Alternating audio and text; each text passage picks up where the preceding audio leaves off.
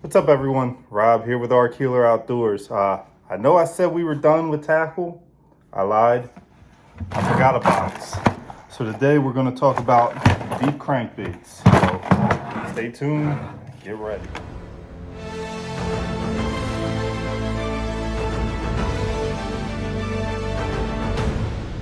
Deep crankbaits. I have a good bit of them, as you've seen in the intro. Just going to go through my favorites, tell you kind of how I work this thing.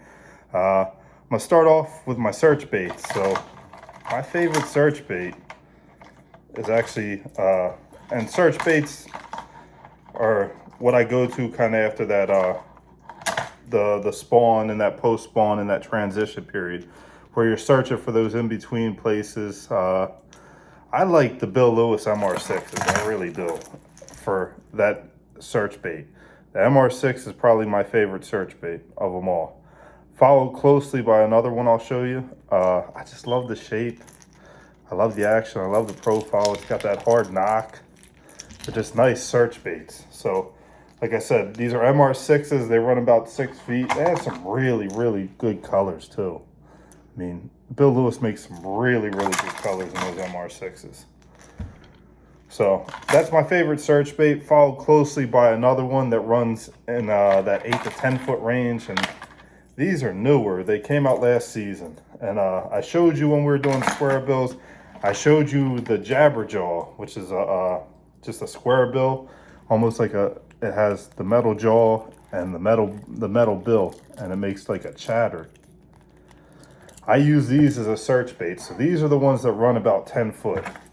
And they're by 13 Fishing. These are the Jabberjaw Deeps. And they have some really cool colors. So they are my second favorite search bait. I usually start searching that 6 foot when I move a little deeper and I'm looking for a little different action. I do throw on these Jabberjaw Deeps. What I like about these, you can bend this lip up and down to kind of control your depth. So if you want to keep them a little higher in the water column, you just bend that lip down. If you want them to run a little deeper, you bend that lip up. So, I mean, don't put a lot of pressure on them, but you can kind of customize your run by how you bend that lip. And I do like that about them. So they are the 13 Fishing, the Jabberjaw Deeps. Show you some of my other ones before we get into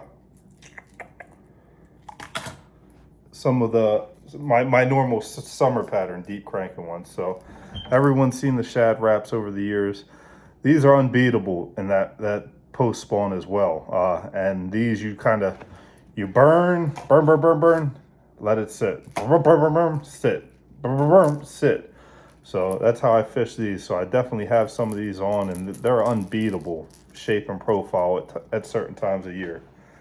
So getting past that and getting into, and then here's a 3XD I kind of do the same thing with.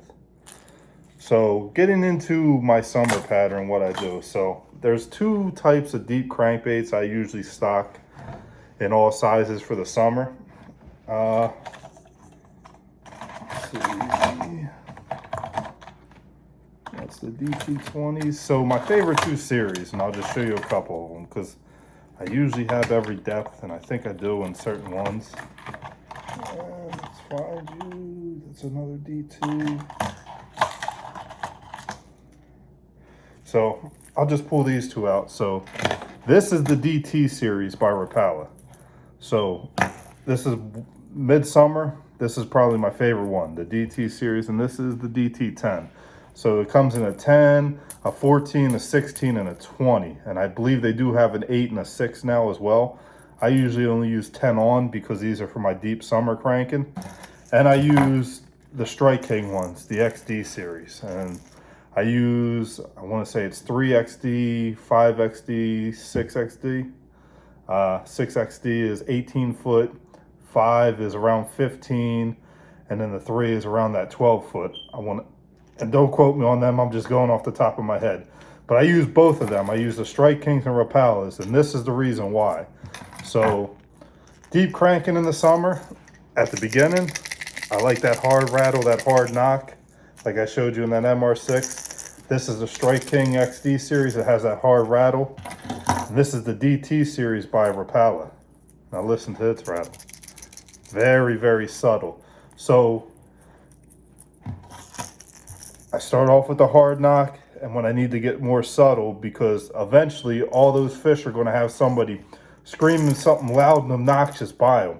And by the time that summer pattern sets in late June, July, August, they're tired of that.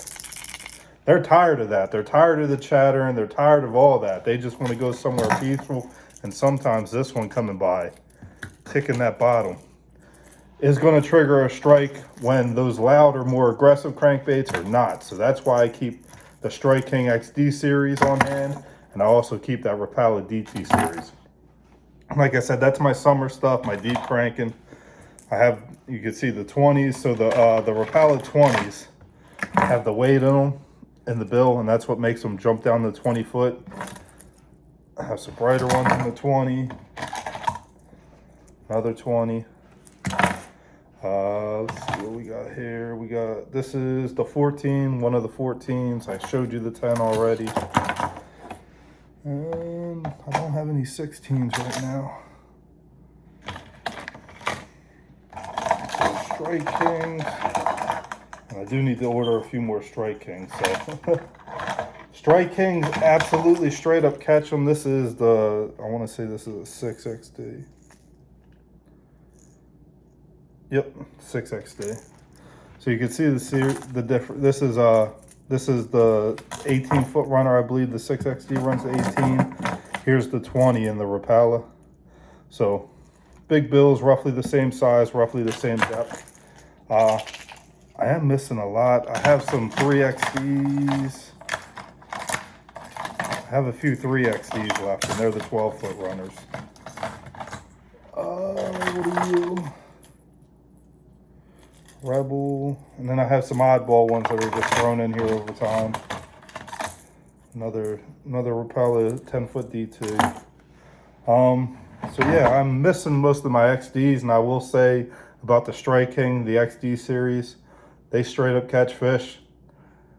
They get snagged more than any crankbait I've ever fished, and I don't know why. You're going to catch fish on them, but you're going to get snagged when you throw XDs. I usually buy 10 each year, and I want to say I went into last season with 10, and I have 1, 2, 3 laying here in the box today. So that's how simple I keep it with deep cranking. I don't deep crank a lot. A lot of my little lakes here in Pennsylvania aren't set up great for it. So there are spots and there are times where I give it a go. Like I said, my comfort is in that 6 to 10 foot range, and that's where I throw those MR6s and those Jabberjaw deeps, along with the DT10s and those 3XDs. That's my comfort range. Once I get over that into the 14s, the 16s, the 18s, the 20s, I throw them. I'll catch a handful of fish each year on them, but I've never been able to totally lock in that bait. It's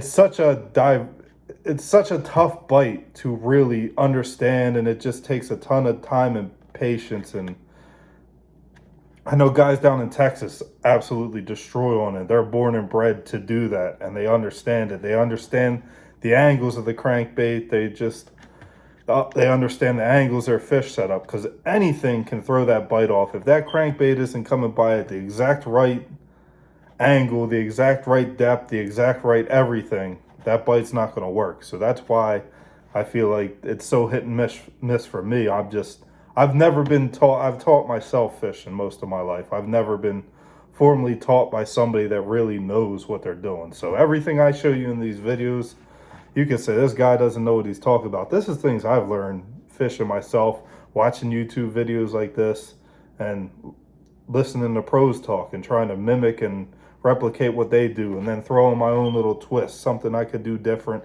something I could change, something that I feel makes me more effective. So I hope you guys like the bait videos. I hope you guys like the tips and tricks. And this time I really do believe we're done with baits. I mean, I have some oddball stuff,